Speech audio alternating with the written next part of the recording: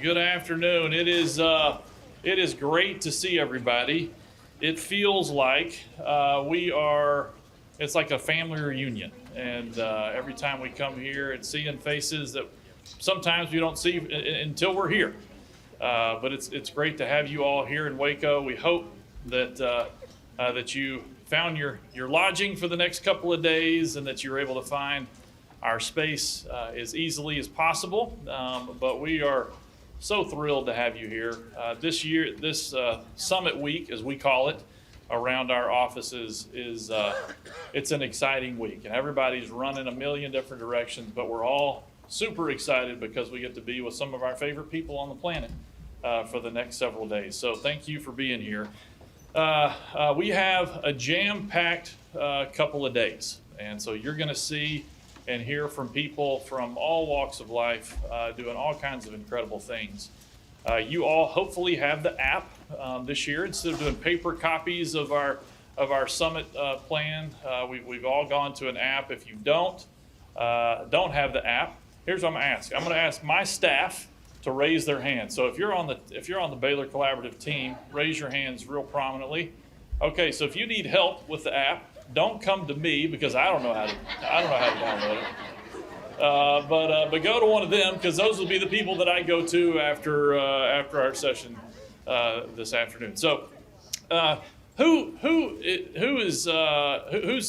is this their first time to attend the summit? Oh my goodness! Wow, that's awesome. Yeah, very excited about that. That's awesome. Now, and then who's a repeat offender? There we go. Yep.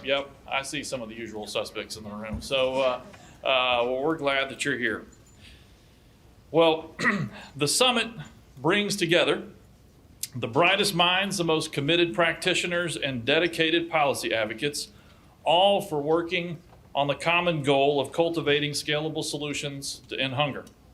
The theme for this year's summit reflects our core assumption at the Baylor Collaborative that no one sector can end hunger alone. Each of our plenary sessions and our breakout sessions will reflect this theme. Now, none of us ever wishes for worldwide tragedy, but often tragedy serves as a mirror into our souls and into the souls of our nation. Are we healthy and resilient, or conflicted and broken? The COVID-19 tragedy exposed that we are a little bit of both. We are resilient.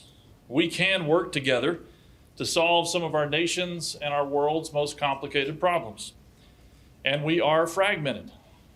We have lost trust in each other and sometimes even ourselves. Our nation's democracy looks a little more vulnerable than it did a decade ago. MLK's words, "We are caught in an inescapable network of mutuality, tied in a single garment of destiny.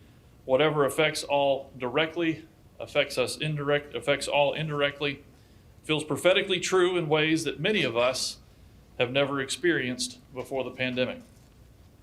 What is also true is that the COVID spikes and our times of political and cultural impasse had direct, evidence-based impact on persons living in poverty, resulting in the prevalence and severity of hunger. When we respond as a united people across sectors, we saw an immediate positive impact on food insecurity. When we did not respond, when we were not united, people suffered. We all suffered. The pandemic was a mirror. It showed us how we can reduce suffering for those whose backs are against the wall. We also know that while suffering affects us all, it still affects the same disproportionately affected communities that experience the brunt of our hardship. So what are we going to do about it? Fortunately, when we look to the horizon, we can see many helpers rallying to the needs of the hungry and the impoverished.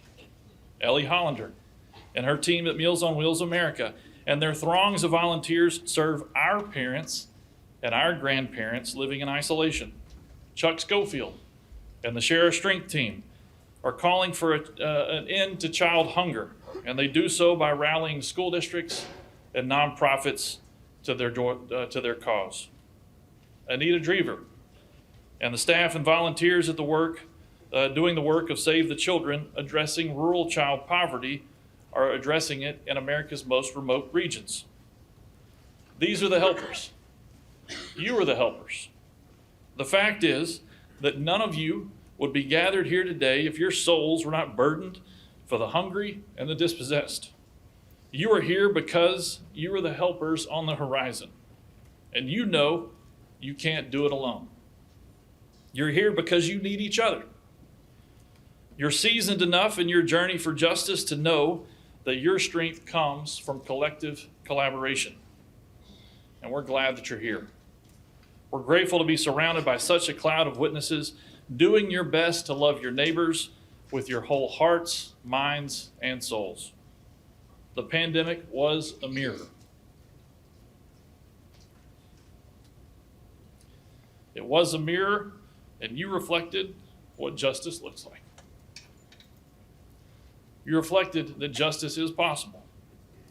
So welcome, helpers, to Together at the Table. Throughout the summit, we're going to hear from leaders from the private sector, representatives from faith communities, and researchers and policymakers. Our first conversation will be with Ellie Hollander, Chuck Schofield, and Dr. Anita Drever, leaders from national anti-hunger nonprofit organizations, each of them on the front lines of creating and cultivating scalable solutions in hunger. Moderating this conversation will be Chris Kaiser Olson, who serves as the chair of our Board of Advocates for the Baylor Collaborative. Chris has been involved in the nonprofit sector primarily as an advocate for children and families for over 40 years. A graduate of Waco Public Schools and of Baylor University, after retiring from nonprofit work, Chris has served on dozens of boards to advocate for public education, women's and children's health. She's also served on the board of PBS and philanthropic organizations. Chris is married to Charlie Olson, a Waco attorney. They have 2 adult daughters and 2 grandchildren. She's an active member of First Presbyterian Church here in Waco. And when we launched our collaborative's Board of Advocates, I was only willing to do so if Chris agreed to be chair of our board. We're glad that she said yes. Would you all join me in welcoming our esteemed panel to the stage?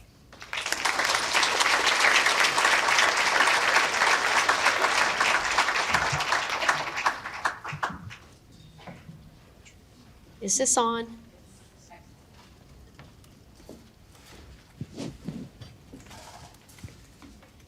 My brother is here. On behalf of the board, I'm just going to have to sit like this. Sorry, y'all. On behalf of the Board of Advocates, I am thrilled to welcome you all here. This is so exciting to see all of you and to know that you're here to learn and to know that you are going to learn. Please take advantage of what you hear, take it home with you, and put it to work. You cannot imagine the amount of time and energy that has gone into these 2 days, the planning. Grace Norman has spearheaded this project, and I want to ask you all to say thank you to Grace.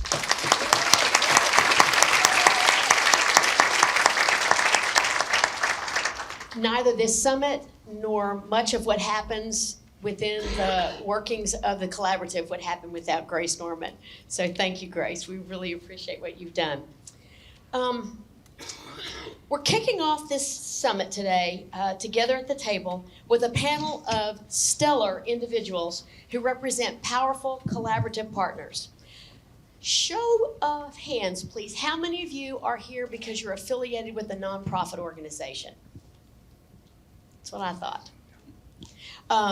That's one of the reasons why we have made the nonprofit panel discussion first on our list as our various plenary sessions look at the various partner categories, if you will, in the collaborative work that we're working on. Each of these folks has worked in a nonprofit, or are working in a nonprofit organization, and they've been doing a lot of the hard work for years. We are where we are in this fight against hunger and poverty because of the work that these folks are doing. So I think you will be hearing some good information to take home with you and some inspiring stories, which will be helpful for all of you. So let me introduce you to Anita, Ellie, and Chuck. Anita Drever, raise your hand so they know who we're talking about, has a PhD in geography from UCLA. She is almost 2 years into her second round of working for Save the Children US. Her present work is as the head of monitoring, research, evaluation, and learning for the Save the Children US programs. That's right, she is a self-described data nerd. We're delighted that she is involved in children and family well-being in the research area, particularly looking at issues in rural America. Save the Children is fairly new as a partner with the Baylor Collaborative on Hunger and Poverty. And she spends a lot of time working with Dr. Craig Gunderson, who holds the SNE Family Endowed Chair in Economics here at Baylor. And he is one of the recognized experts on food insecurity in this country. Ellie Hollander is a Duke University graduate. She has keen expertise. No booing. Keen expertise in organizational leadership and in people management, having worked in the private and the public sector. The nonprofit sector. She is president and CEO of Meals on Wheels America and has been for over a decade.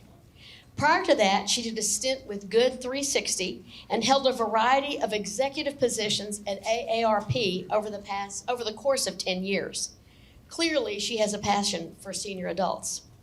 Meals on Wheels America is made up of community-based senior nutrition programs that help elderly people who live at home have access to healthy meals. How many of you have a Meals on Wheels program in your community? Amazing. Nice. Excellent. How many of you have done volunteer work for Meals on Wheels? Excellent. Chuck Schofield has been with Share Our Strength for over 27 years, working his way up from executive assistant to chief development officer. Oh, bless you. And for the last 8 years as executive vice president. He's a native Houstonian, so welcome back. He has an aunt who lives not too far from here, who went to see yesterday. He's a graduate of Davidson College. Share Our Strength is a national organization that works to solve problems related to hunger and poverty in the United States and around the world. Their No Kid Hungry campaign is the only national campaign committed to ending childhood hunger in America. Now, if I polled this group, I guarantee you 100% will have heard of your three organizations. And I've just given a rudimentary introduction.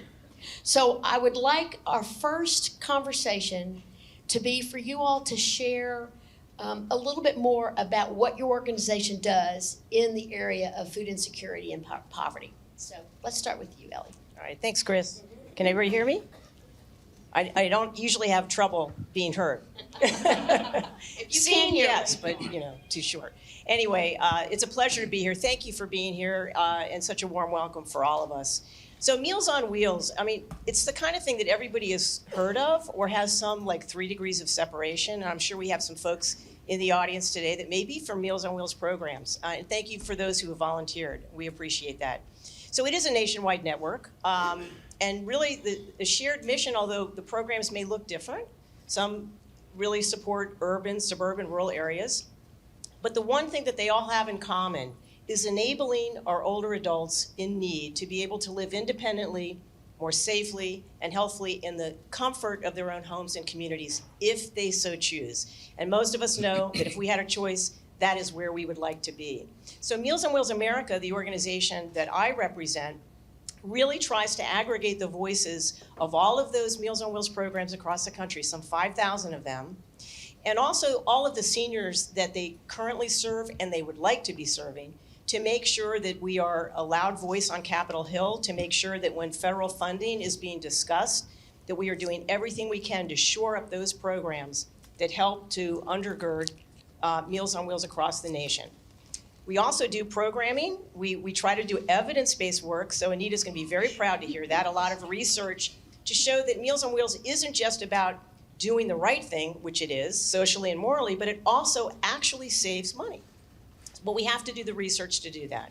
And we also try to provide funding by developing partnerships with corporations that we can then activate in local communities across the country. Basically, our job is to make sure that we are imagining an America in which all seniors live more nourished lives with independence and dignity. So that's what we do. Thank you very much, Ellie. Anita. All right, good afternoon. Oops, let's see here. What do I do to turn There it it is. on? It'll turn on? There you Oh, go. it does indeed. So good afternoon, everyone. It's a real pleasure to be here. So I'm with Save the Children's U.S. programs. And typically when I meet people and I tell them, a little closer? Okay. Typically when I meet people and I tell them I'm with Save the Children, they're like, oh, you do international work. And this is true. Save the Children is in 118 countries around the world, ensuring that children survive, learn, and are protected. But we're also here in the United States, and our focus here is on children and families in rural America, where we've actually been working for over 90 years. So we have programs. What does that mean? We have programs in Appalachia, the Mississippi Delta, the Central Valley of California, rural New Mexico and Texas. And so when you think of many of America's iconic, culturally rich but high poverty rural communities, that is where you'll find Save the Children. And often we're like one of the few nonprofits in those communities. So what do? We center our work at Save the Children U.S. programs in getting children reading on grade level by the 3rd grade. Why do we do that? Because that is a predictor of all kinds of life outcomes, graduation from high school, and everything that comes beyond that. So how do we do that? We provide a whole lot of wraparound supports to local schools. So home visits for children ages 0 to 3, Head Start programming, kindergarten readiness programming. We get books to libraries, to homes, and to schools.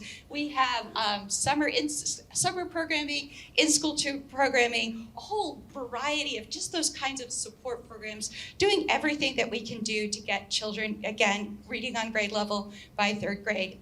And we provide these and other light touch supports to about 600,000 children nationwide, and we have offices in 10 states. But now you're like, okay, so when are you going to talk about the food security part of all of that? And the fact of the matter is we can provide all of this programming, but if the children can't focus, then the children can't learn. So one of the things that you learn as an educator, especially in high poverty rural communities, is that you have a lot of basic needs that you need to meet first in order for you to be able to do that work. So we are actually, as folks have mentioned, recent comers to the food security space. We've been doing a lot of different things. We've done advocacy work. We have done sort of lots of innovative pilots, one with Amazon. We're delivering fresh food to homes in Appalachia. We have a Rural Hunger Innovation Lab with Baylor University. We've provided small grants to many great organizations. Hopefully many of you in the room have also benefited from that. Local food banks, we funded. It's just been a lot of different things, particularly localized responses in partnership with folks like you who know our communities best. And I just want to say, like, in the process of this, I span a lot of different fields. I work in a lot of different sectors. So over the past 3 years, it has been a real privilege to work with many of you. Just so impressed. You all wear so many hats. I hear talks about refrigeration and logistics and, at the same time of designing programming. And then you're doing all of this in a field that is just rapidly shifting. You can't just do the same thing over and over, right? You're constantly changing. So it's been a real joy to meet all of you and see the work that you're doing. Thank you, Anita. Great, thanks so much. Hi, everybody. First of all, when Chris referenced my 99-year-old aunt that I went to go visit, she benefits from Meals on Wheels. So Ellie, thank you for your leadership and for all the volunteers who raised their hands. And as Anita was talking about the amazing work that Save the Children does, I'll talk a little bit about Share Strength in our No Kid Hungry campaign, but we just did a virtual convening focused on rural childhood hunger together. So I think the intersectionality of our work you'll continue to hear as we talk. So just briefly, Chris referenced the Share Strength organization, and No Kid Hungry is our campaign that's really focused on ending childhood hunger in the United States. That's where we spend the majority of our resources and our focus and our efforts. We are a national organization, so we work in all 50 states, really focused on making sure that we have maximized access and increased participation to the highest levels that we can for kids in the federal nutrition programs. So school breakfast, after school meals, summer meals, making sure that families have access to SNAP, and young parents of young children rather have WIC, and a variety of other ways that we surround our families and kids with nutritious food. As Anita was referencing, the importance of food and learning and setting up kids so that they can thrive. We think of that first meal and those meals in school as really the most important school supply, so that kids can reach their full potential. When we chose to focus on No Kid Hungry, one of the things that really inspired us to focus, because we do as a mission have hunger and poverty in the United States and worldwide, but our focus, again, is No Kid Hungry. And we were inspired by something that Jonathan Kozol, who's an education writer and an activist, he said, pick battles that are big enough that matter, but small enough to win. Ending childhood hunger is still a big battle, don't get me wrong, but it did help us really focus, and we'll talk more about that. But again, and echoing something that Jeremy referenced, is not one organization can tackle this. It's not that small, right? It is a significant challenge that we have in front of us. And we do this through partnerships like the Baylor Collaborative, which we're so proud of, partnerships with many folks who are in this room. And what we do is make sure that we're providing resources by ways of grants, technical assistance. We have a Center for Best Practices where we're sharing what's working in certain communities or what's not working so that people can benefit and learn from that. We do a lot of advocacy work, both at the national level and at the local level, and then just providing that technical assistance that supports those grants. Back to you, Chris. I'm going to start with you, Chuck. Okay. You all of you live and breathe this work of helping people in poverty, hungry people, people in need. Briefly, give us a snapshot of the journey that brought you to here, and brought you to Share a Strength, because you've been with the organization for 27 years. That's more than the other two here. Tell us how you got to that. Yeah. And the same question will be for them. Yeah, I was doing the math on that. I've been there more than half of my life. I was like, well, it'd sound better if I started at 16 or 20 or something. But yeah, so I've been there a good while. And I will be brief, but I'll give you a little bit of a snapshot as to why I chose to end up at Share a Strength and No Kid Hungry campaign, and why I've stayed as long as I have.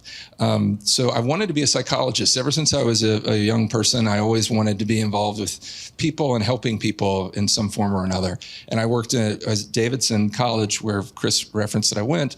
I worked in shelters with young people throughout my entire time there and after. And I realized, I was over my head in the type of therapy I was doing in throwaway situations and runaway youth. But I also learned about the importance of scale and looking to opportunities and how could some of the things that I was seeing on the ground be addressed maybe upstream. And so I decided to move up to DC, sleep on friends' couches, start out as an executive assistant, and eventually worked into the job that I'm in now.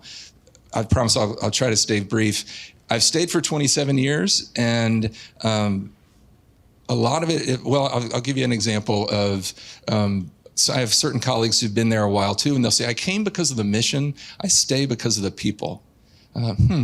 For me, it's similar, but it's a twist. I came because of the mission, but I stay because of the mission is about the people. Right? And so it's the same, but it's a flip. It's the people who are in this room. I guarantee you, from just spending time with you all over the next several hours we'll be together, that inspiring connection and the work that we're doing to benefit others, the folks who we serve, the folks who we are in partnership with, all of that to me is what's kept me invigorated, inspired, motivated to try to do better. So sitting on this panel with these extraordinary leaders, being with you all, that's what keeps me there and keeps me wanting to do better and to work harder. I use the Kozol quote. I'll tell you another one that we use as a guiding quote, and it certainly resonates with me personally, is Gwendolyn Brooks, who's a poet. One of the poems that she wrote was about a Paul Robeson, who's a social activist, African-American actor. And the lines from this poem always resonate with me. It's, we are each other's harvest, we are each other's business, we are each other's magnitude and bond. And that's really why I've stuck around. Thank you. Anita, how about you? What's your journey? Great. Well, so I also want to echo, I really appreciate my colleagues. I really appreciate the people I meet at conferences like this. So what's my personal commitment to this field? I think something for us to be mindful of is that 1 in 7 to 1 in 5 Americans, depending on how you define it, has a disability. And here's the thing, if you are not yet in the 1 in 5, the chances are that in your lifetime, you will be at some point. Right? And then if not you, then a member of your family, a close friend, or someone you love. You're welcome for that fun fact. And so I'm in that 1 in 5. My left arm is partially paralyzed. And knowing that 20% of people with disabilities are food insecure over the course of a year, I find that absolutely chilling, right? That's one of the highest food insecurity rates for any demographic group. And in the communities where Save the Children works, like 25 to 30% of the population has a disability. And it's so easy for me, I mean, a disability is a lot to deal with by itself. You know, this is extra layer of challenge in your life. And then to add food security on top of that, I look at that and I think, oh my gosh, that is just so much for so many people to be dealing with. And it's so easy for me to see why we are where we are. If you have severe depression or epilepsy or low vision or physical disability or anything else that interferes with life tasks, that's how disability is defined. Like just getting to a grocery store is hard. Going to a food pantry is hard. Or if you have a child at home with a disability or relative, and you can't leave them. So I'm really conscious of, on the one side, the prevalence of disability. And then there's the other side. You know, I work at a nonprofit. I partner with a lot of nonprofits. And despite the reality that people with disabilities make a large percentage of the families we serve, it's talked about so little. Oftentimes it doesn't factor into the program design. I think there's a tendency sometimes for organizations to think, oh, my organization doesn't do disability, but the truth is we're all doing disability and just not aware of it because most of the disabilities, right, are invisible disabilities. So that disjunct and the call to do something about it, to raise that in conversations, to make sure that it figures into the program design, that is where a lot of my personal commitment comes from. Thank you very much. Ellie. Wow, I'm really humbled here. My story is not going to be anywhere near as interesting as yours, I guarantee you. I never knew what I wanted to do when I grew up. I still don't really know what I want to do. But one thing, okay, good, thank you. I mean, that's honest, right? No, but truth be told, I was raised in a generation where my grandparents, my great uncles, and my great aunts played such a major role in my life. I mean, I saw them every weekend. And I loved older people. I mean, I felt like there was so much to learn. My dad was in public service almost his entire career. He did a lot of volunteer work with a local community psychiatric clinic. His brother was very depressed and focused on that. So there was all that sort of link between wanting to make life better for other people. And, you know, it is true. I really didn't know what I wanted to do, but every job I had, I kept thinking, I want to make a difference. I want to be the best version of myself. I want to continue to learn, and I want to contribute. I want to be able to leave the world a little better place than it was when I found it. And I was always sort of the person that took care of younger people that didn't have a lot of friends, and I always was looking for the person that was alone and standing in the corner and wanting to engage them in conversations. And when I look back at my career, most of my career has been in nonprofit. I did have a couple of stints in for-profit, but all of the missions of the organizations for which I worked were the same, about improving the quality of life for others. And that has really been the common theme. And when I had this opportunity to come to Meals on Wheels America, it was not a good time in my life. My mom had passed away, my father was older, and I was the only one of my siblings that lived near him, and he needed help. I was doing some caregiving. I had a very young daughter at the time, and my sister, who was my oldest sister, had just been diagnosed with advanced breast cancer, the same cancer that had taken my mother's life a few years earlier. And when this opportunity came, and I'm just telling you this because sometimes opportunity knocks and you really have to think about timing. Is it the right time? It didn't seem like the right time to me. But then when I talked to my father, who was still alive at the time, and my sister, and I said, I want to be able to be there for you. I want to be able to give you 100%. And they said, look, Meals on Wheels needs you. You know, this is such an iconic, important cause, a brand that is so well known. This would make us feel so much better to know that you were doing something you've always wanted to give back. This is a thing for you. And so to me, it became the obvious next part of my chapter. And I have loved it. And like Chuck, and I want to say one more thing about being an executive assistant. Are there any executive assistants in the audience or people that started off their career as an executive assistant?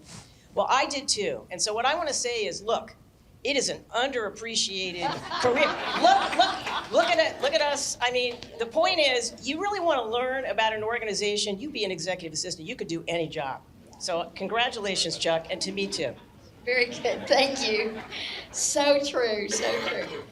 Okay, you all have chosen to do the work that you do in the nonprofit sector as opposed to the public government sector or the private sector.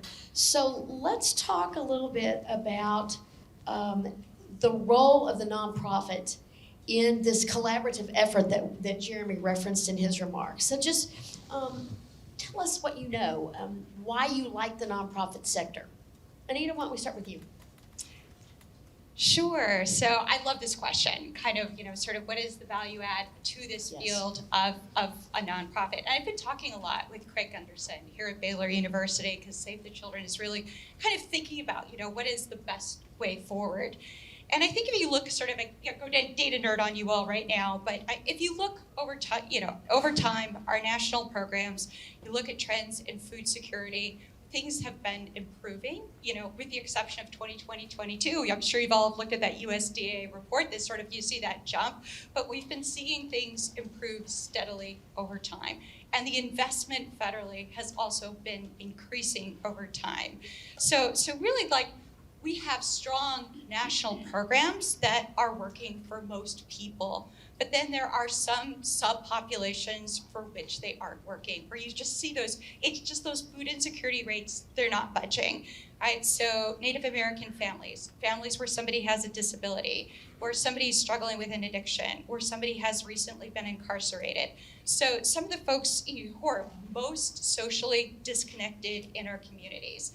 And so that's where the federal programs can't quite reach there. And that is really where the nonprofits come in and can bridge these gaps. You all have connections to the communities, or you work with partners who know these communities. You can design initiatives that are effective and reach these communities. You can build trust. You can find ways to reach the folks for whom our larger programs they're not quite doing the trick. So that is something that I think is really powerful, really important. Nonprofits can innovate. You can work with the people most closely impacted to design the solutions, and very importantly, collect the data to see, to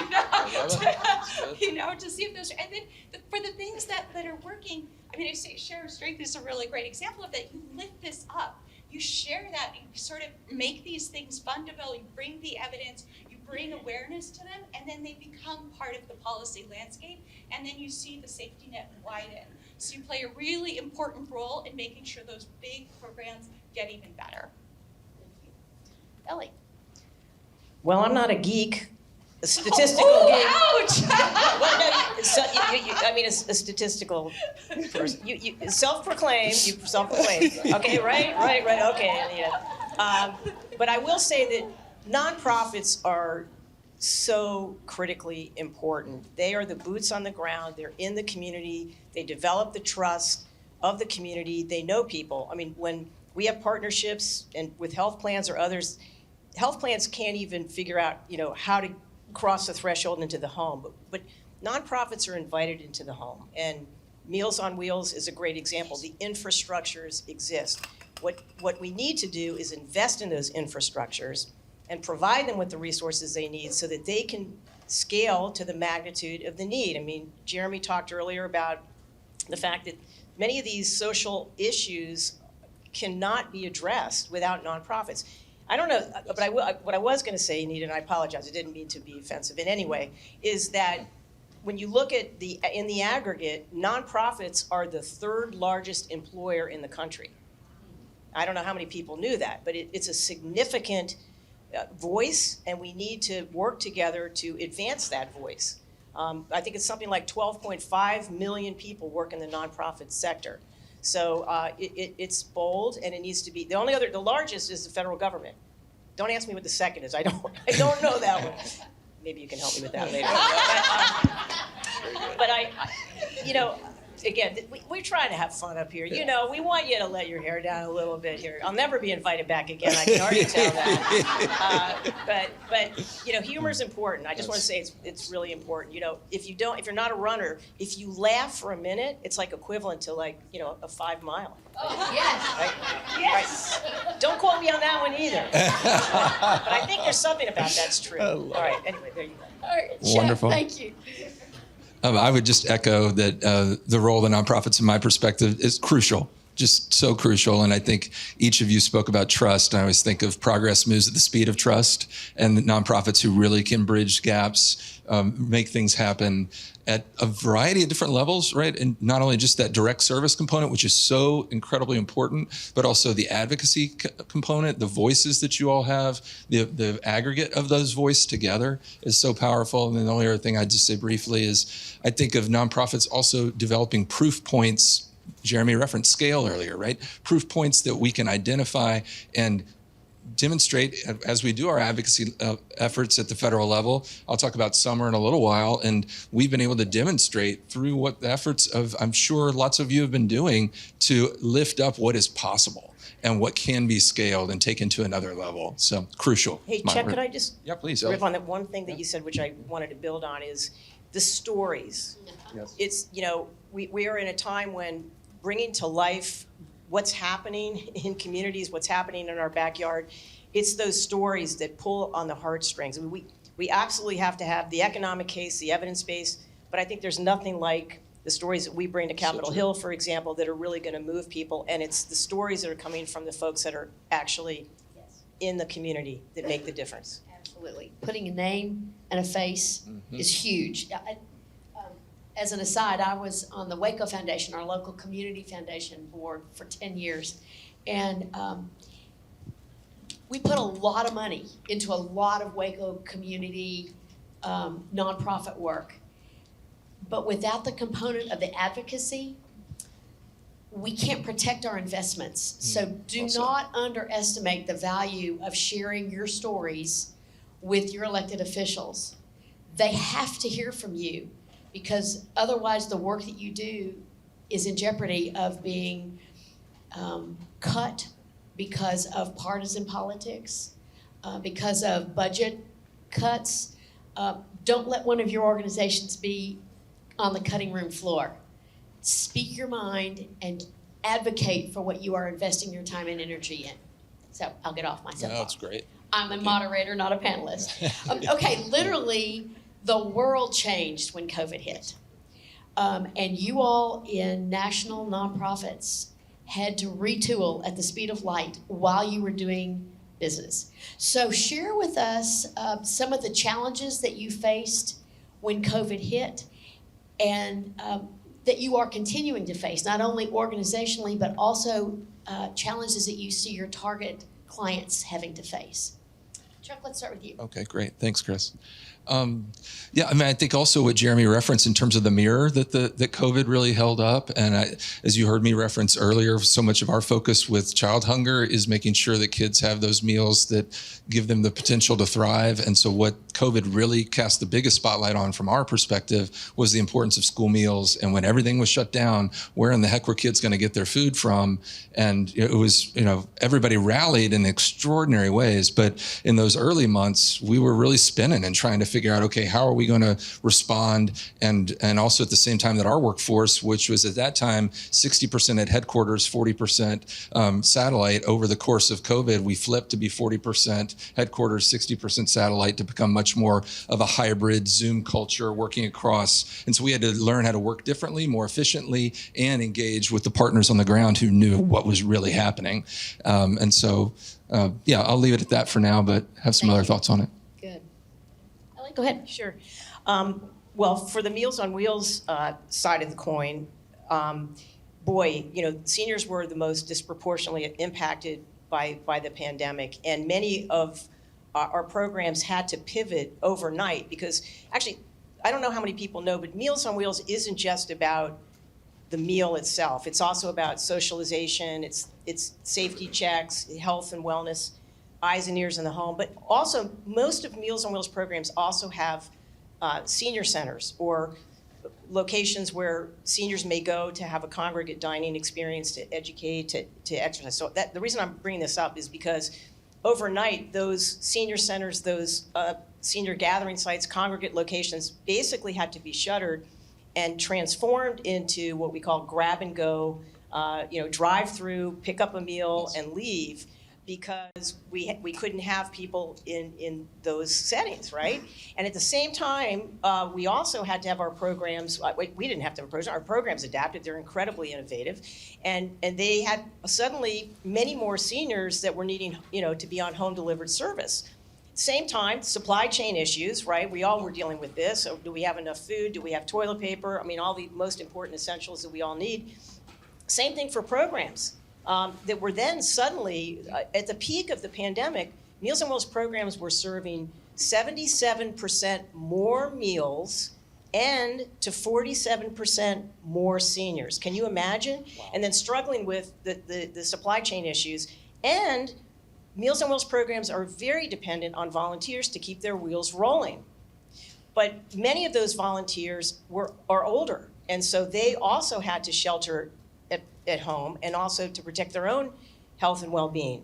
So it's been a perfect storm. And to Chris, to your point, even though the pandemic is not what it once was, it is still very much there, particularly for the population that Meals on Wheels serves. And I will tell you that right now, 97% of our programs tell us that there is unmet need in their community. 1 in 3 programs have a waiting list on average of 3 months. And those are for the programs that actually keep a waiting list. So the growth in the senior population, the growth in need, and also for seniors that are on fixed incomes who are disproportionately also impacted by inflation and food increase and so forth, gasoline prices, it really is a perfect storm, and it is continuing, which is all the more reason why we have to do whatever we can to save lunch. And if I have the opportunity to talk about save lunch, I'm going to do it later. All right, that's a deal. Thank you. Anita. Great. So a lot of what my colleagues have just shared deeply resonates with me. I remember being on the leadership team, and about a week in, when we realized that our programs were shutting down, we were no longer going to the office. And then somebody said, "What are the kids going to do? What are they going to eat?" And we were like, "Oh, okay, wow." So we basically told our up until that point, Save the Children really hadn't been doing a lot in the food security space. And we just really winged it. We just sort of told our staff, "Hey, you guys are super creative, you're innovative, you know your community, roll up your sleeves, get in there, and start getting meals to kids." And we also allowed the programs receiving funding from us that were no longer able to run programs to be able to use their budgets for food. And that's really how we kind of wandered into this space. And then it feels like it was just this wild creative time where there was so much need, and we had to think of new and creative different ways to meet that need, right? Because the traditional ways you deliver programs didn't work. So we were funding mobile units. We started giving out a lot of grants to small communities like you all to try and problem solve locally. We got about 1,000 Instapots. I'm saying that just because it was emblematic of that time. Like, people love those Instapots, We love those Instapots. I love the Instapot. It was amazing. We had a recipe for it. They were cooking fresh foods. They were at home. I mean, it was really neat. We started a Rural Hunger Innovation Lab working with Plenary. I mean, it was a time of a flurry. And I mean, we went from, in 2019, we reached 100,000 children in 2019, and during the pandemic, when everything was shut down, we actually ended up reaching over 1 million children, and a lot of that was due to sort of expanding into the food security space. So really relate to what you just shared about scaling and expanding and dealing with all the logistics of that, and also the fact that and hearing from our families, a lot of it was just like huge that they weren't forgotten, like making sure we got food to families. So, and it was often our staff had been running the programs, delivering the meals. So a lot of the value was just in feeling that contact and that relationship in addition to the food itself. Thank you. Go ahead. Yeah, and what made things even more challenging, and needed to spark my memory here, is that Meals on Wheels is such a high-touch service. And with the pandemic, of course, knocking on the door, stepping back 6 feet, making sure you're masked, making sure you had your eyes on a client to make sure that they were okay, they were able to get their meal. But then following up with telephone assurance calls to augment that, because one of the most important things was not just about hunger, it's also about social isolation. And I know that that was one thing that everybody experienced during the pandemic. Even if you could get out and get your own meal, you were missing people. And we are in a crisis right now. The Surgeon General did send out an emergency declaration that social isolation is a real issue in our country.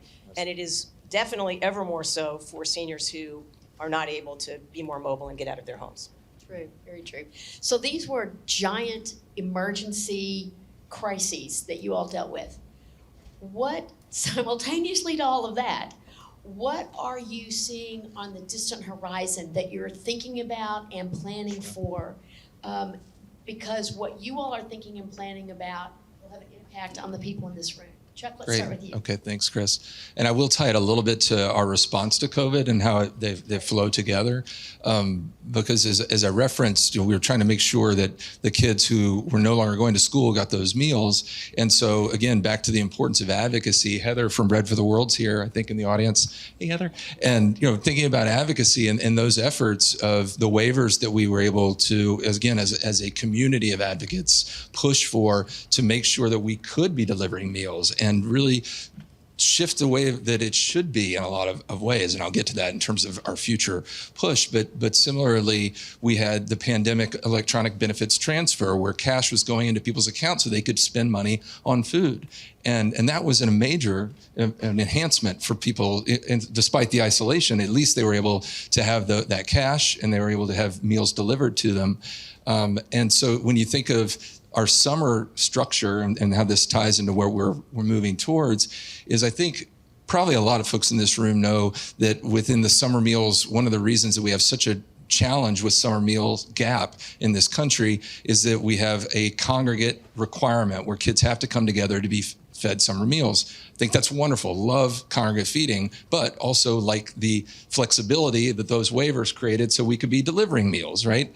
And so it really teed up this ability for us to where we are now with the summer electronic benefits transfer and the non-congregate rural option that we have around summer meals. All of that really was because we had the proof points that we developed during COVID. And so for us, we are super focused on summer right now to make sure that the non-congregate meals go as swimmingly as possible so we can lift that up, expand what rural means, look towards making sure, again, keep the congregate model, love the congregate model, but where can we expand that flexibility everywhere we can? And this summer, the summer EBT, electronic benefits transfer, will be taking place, so it'll be roughly about $100 per kid.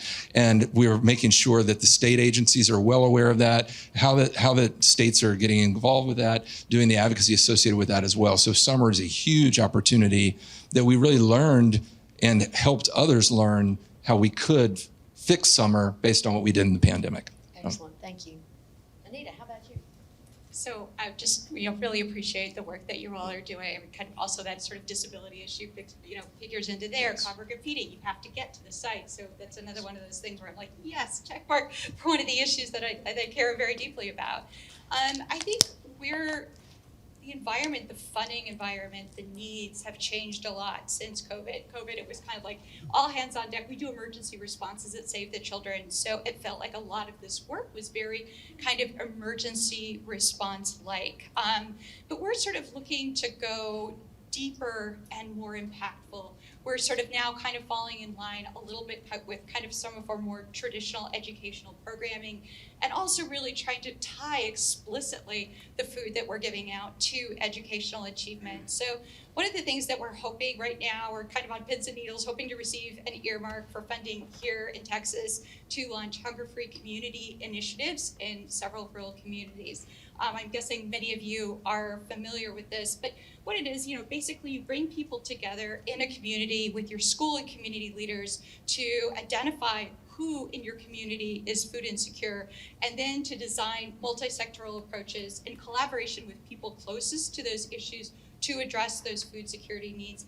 And I suppose that resonates very deeply with us. We're very community focused, but it also a couple of lessons.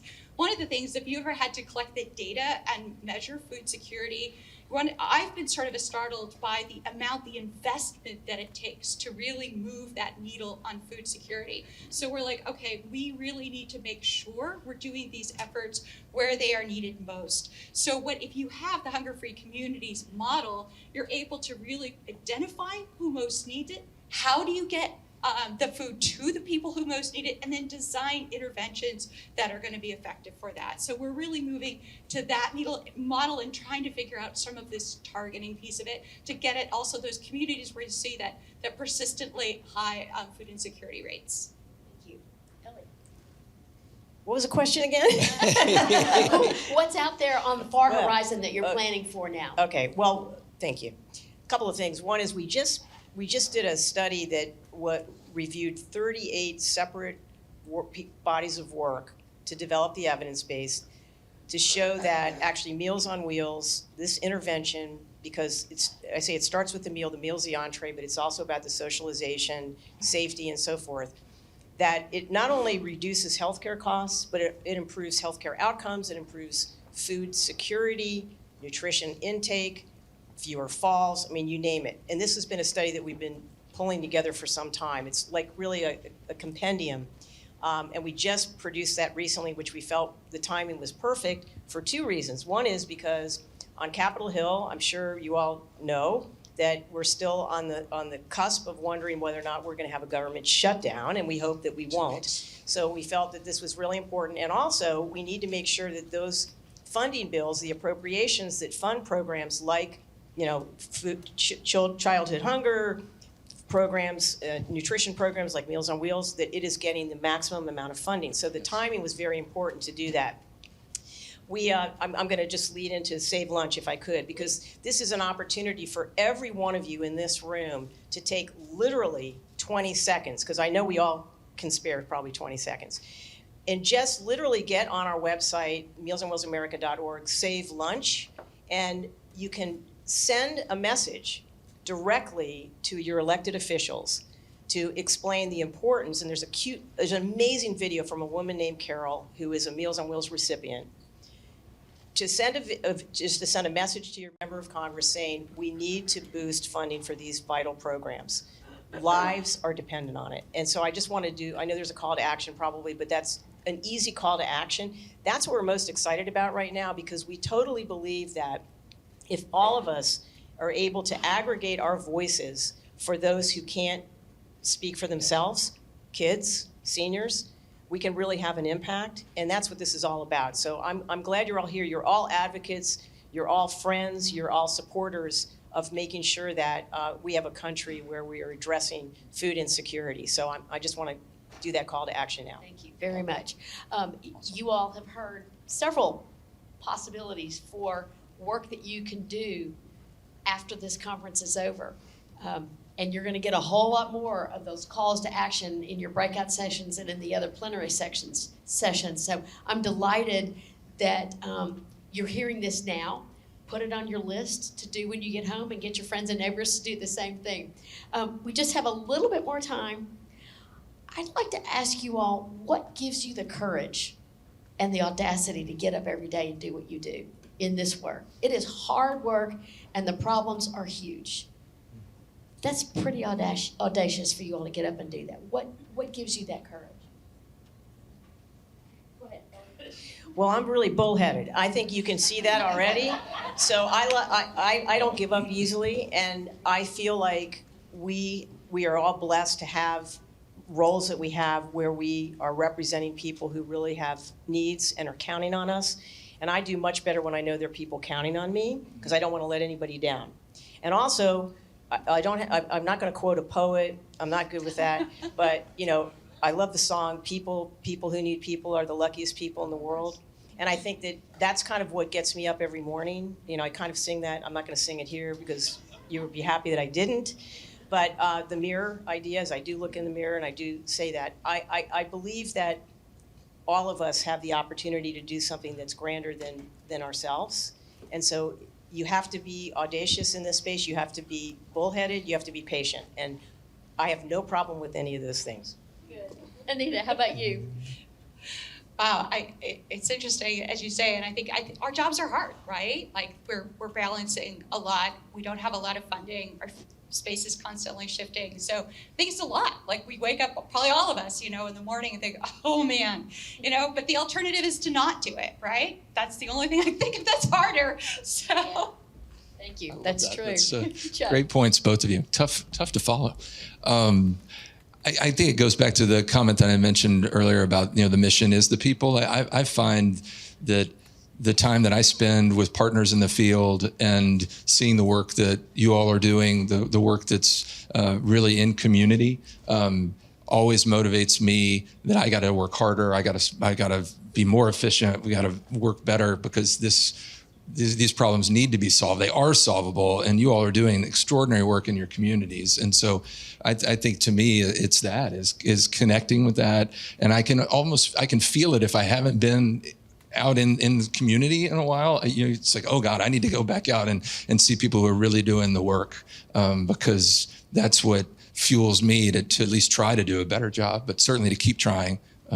So again, really, I'll just say a big thank you to you all, because ultimately, that is it. It's being in this community and being at this together at the table. I find just the convening that you all have come together for so inspiring, and that we have to build a movement, and you all are doing it. And this is part of that. And we've got to pull more people into this fight if we really, truly are going to solve it, which I think we can. Excellent. Please help me thank these wonderful panelists for all this great information.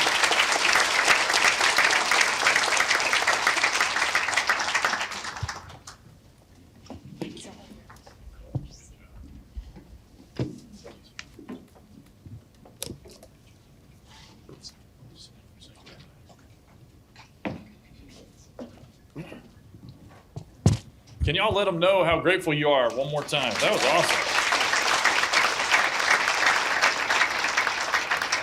So, what's funny, I see we've got our esteemed photographer here.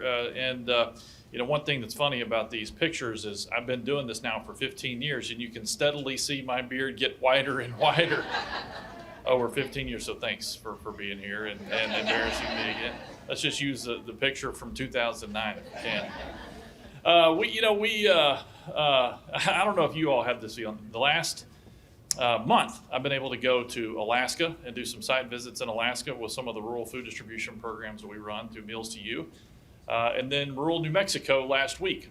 And every time I go to a community, I think, man, I wish I could live here and work with this group of people, because you've got great, courageous leaders. And I think, Chris, your last question was fantastic about leadership and courage. But then, I don't know if y'all have the same experience, but then at the summit, you got these national nonprofit organizations, and they get up here, and I think, man, I wish I could work with them. And then tonight we're going to hear some industry leaders, and I know I'll feel the same way. And so, it is such a treat to be able to walk alongside you all, not only in the work that we're all doing day in and day out, but also over the next few days when we're able to really kind of drink from a fire hose and learn a lot from each other and spend some good quality time with each other.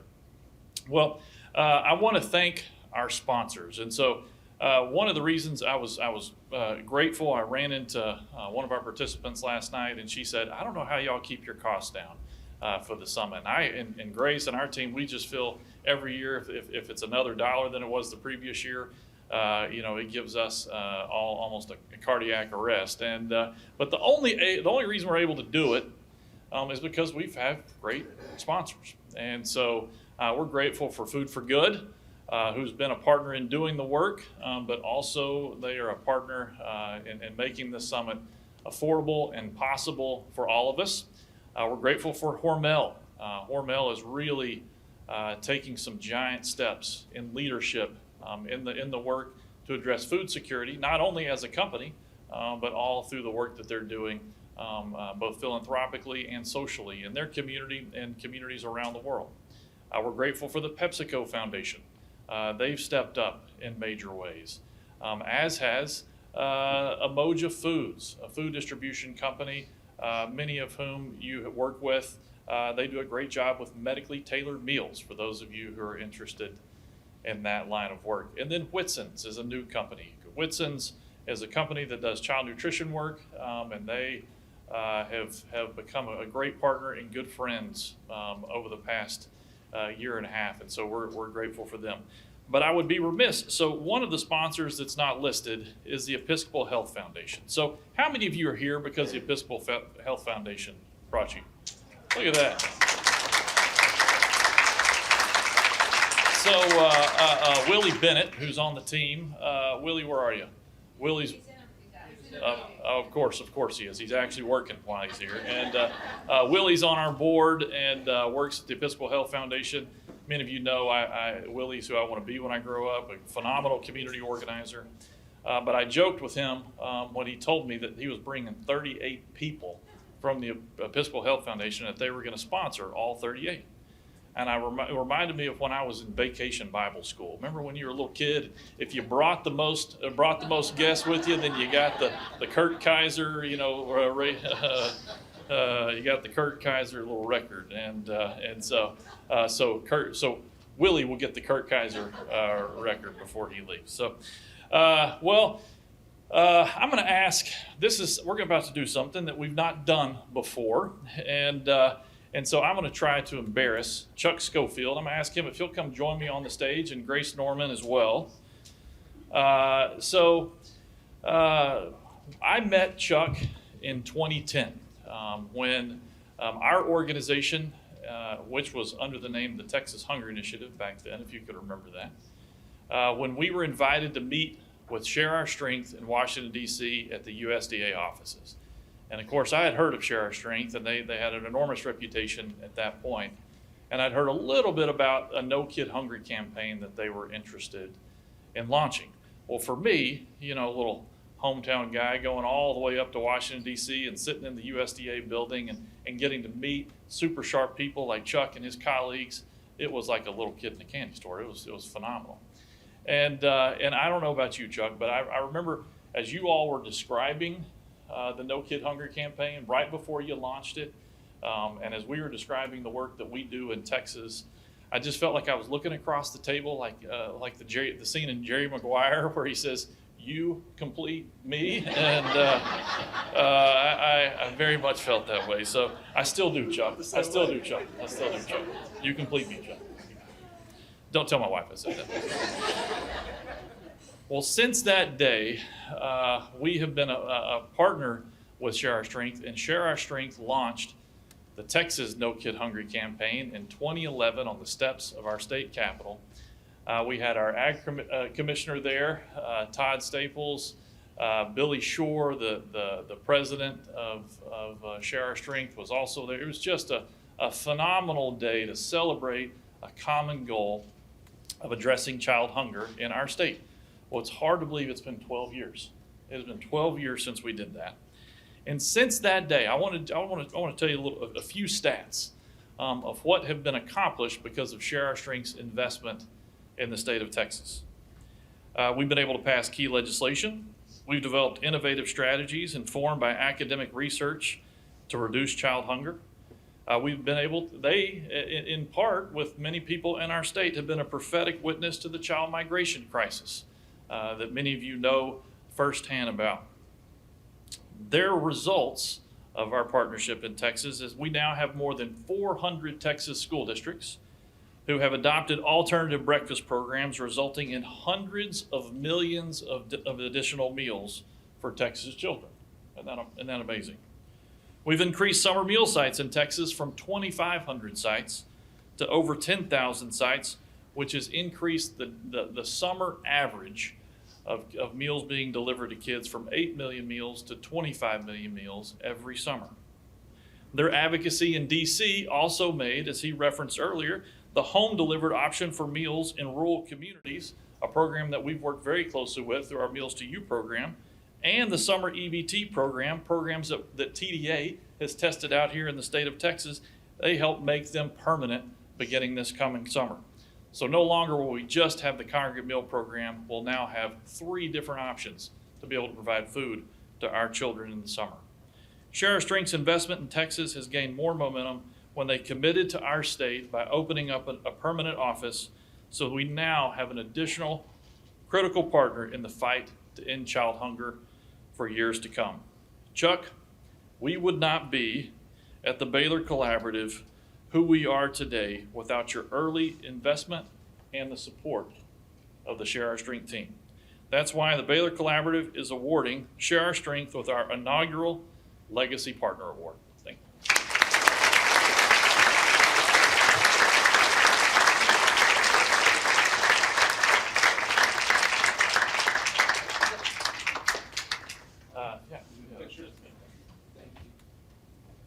You know me well, I'm not usually speechless, but I'm speechless.